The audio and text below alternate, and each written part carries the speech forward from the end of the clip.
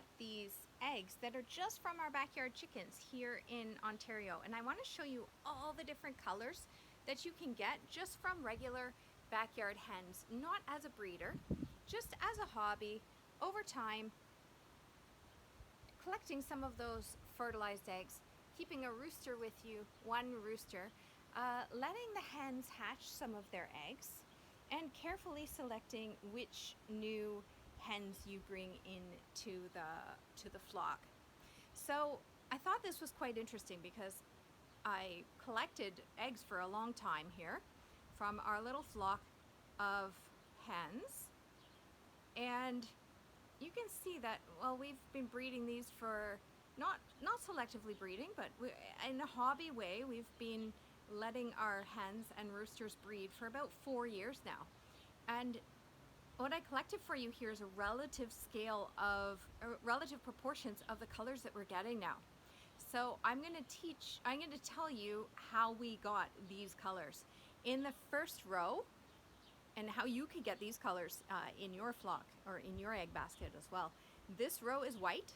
This row is all green and blue, and I hope you can see those colors coming up, but they're all different shades of green and blue. This row is what we would call pink. It's like getting to be brown. And in this row we have brown and some like light brown to dark brown, all the way down to this like really nice dark black copper Moran. So how can you easily breed a range of colors like this? I didn't sort these greens. It's very, very interesting. We did not have a lot of colored laying eggs in the flock. The proportion of sort of, cheap, your Rhode Island Red and your Leghorns that lay brown eggs and white eggs is very, very high in this flock. We put in a couple of hens who are colored egg layers, and then we bred them with the least expensive breeds. And after 4 years, our proportion of colored eggs is vastly higher, so that's pretty neat. Let's take a look, and then I'll tell you the kinds of breeds that produce these colors, but I just want to show you the difference in these colors. And these are unwashed eggs. I'm doing this whole video with unwashed eggs so that you can really see the color. This is a really interesting olive green color, beautiful olive green color. And we can compare that to sort of the lightest green, which is what like an Easter egger would lay, or an azure would lay this, a really light green egg. This is a dark olive, almost brown egg. And then we have this very unique one we've never had before, and I think is quite rare, and I'm hoping you can see these colors nicely. It's a very dark grayish green olive color, would be very nice on like a house door. Then you have a bright olive green. If you compare that to the grayish green, it's quite different. So now we have our blues from like a typical azure type of hen that's not that expensive, all the way down to a gray olive and a greeny kind of olive. And in here we have some that are just plain green. Look at this green one. We would call that very green. And then we have some that are just plain blue. I would say that's a blue egg. So there's a blue egg right there. You can see how different it is from the olive eggs or from that green egg there. Green egg, blue egg. And this whole line of green and blue eggs are so very different. This is such a nice olive color. Let's look at it beside white. Such a nice olive color there.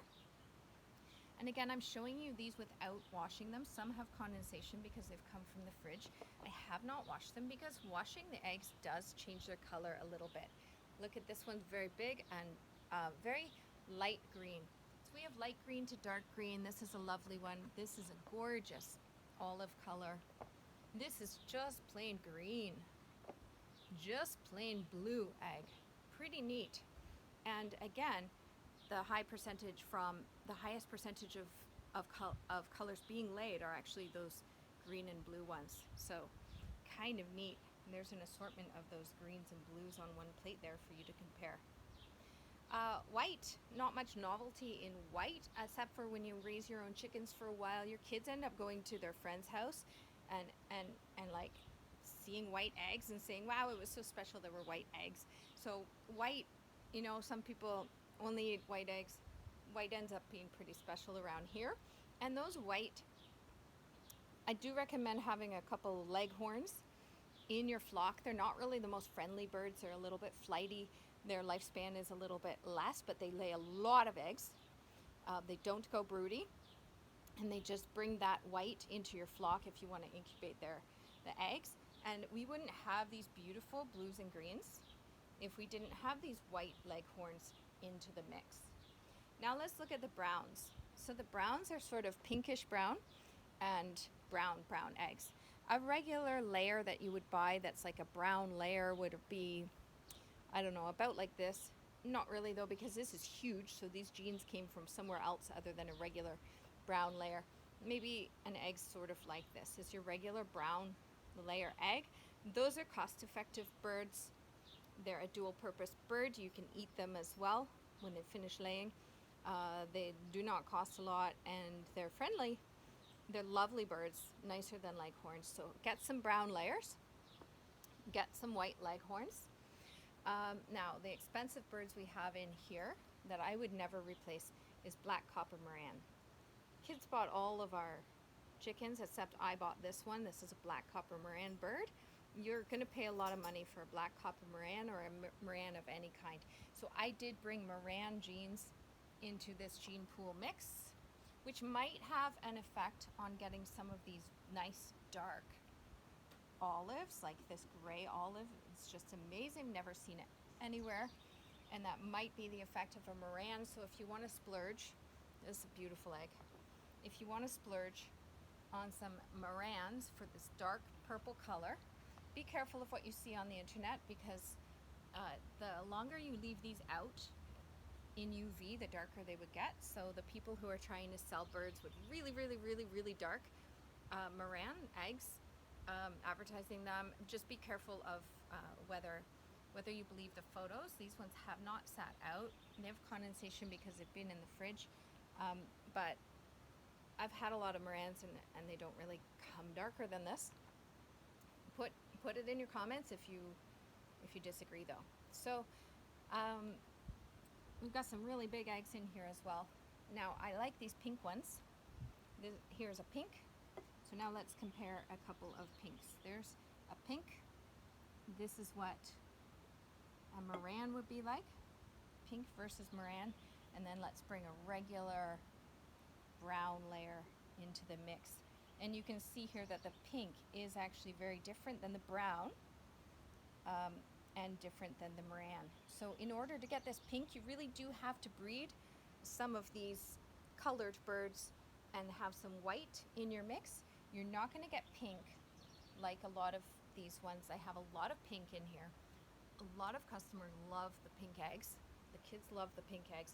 You're not going to get pink unless you bring those white leghorns into the mix, even though they're not that friendly. So those are the colors that we have. How do you get this beautiful assortment of a lot of greens and blues and these olives? So I mentioned leghorns. I mentioned the Rhode Island red, regular red layers. Throw in some morans to get into these dark olive shades. And then the rest are azure and Easter eggers. So this whole mix has been Rhode Island red, leghorn, azure, Easter eggers, black copper moran. Some of those birds were frizzled, some were not. It does not matter if they're frizzled. We've kept a frizzle gene going for a long time for fun. Frizzle has nothing to do with a breed. Frizzle is a type of suppression of a gene that makes feathers flat, so it just makes like a curly bird. So I hope you enjoyed seeing all the colors that you can put in your egg basket just from a few years of breeding in your own backyard. Thank you for watching and have fun with your hens.